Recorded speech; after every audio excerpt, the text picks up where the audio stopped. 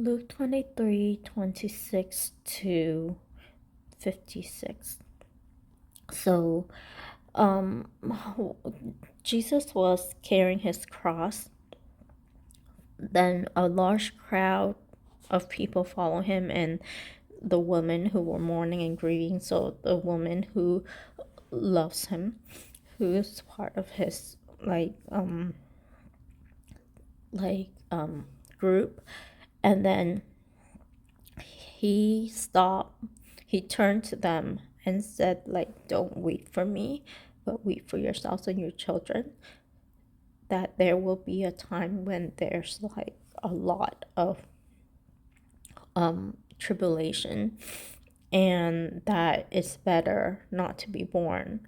So there, I'm wondering if he's talking about the fall of Jerusalem, the judgment. And so even during this time, he's thinking about them.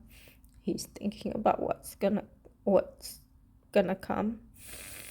And then I talk about the two criminals, and one of them, so the soldiers ridicule him, the rulers ridicule him, and one of the criminal then was hurling abuse at him. The other one, at first, other gospel writer told us that he too was not believing, but something Jesus did, like, made that criminal believe, and he know that they deserve their sentence, but Jesus did nothing wrong. So he observed Jesus, and Jesus, through this period, still ministered to people, still like showed them who he is.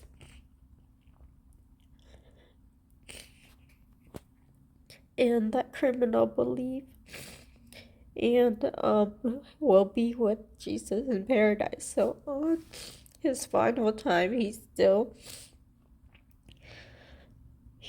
saved. And then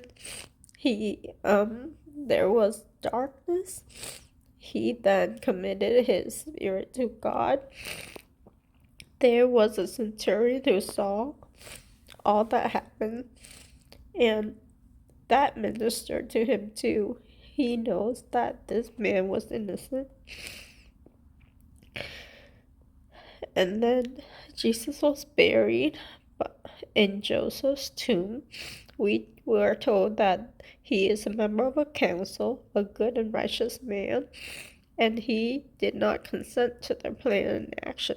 So there were people who did not want this to happen. And so they laid him in the tomb. And on the Sabbath, they rested. So the women were seeing all this, knowing where Jesus was. They went back to prepare the spices and perfume, and they rested on the Sabbath.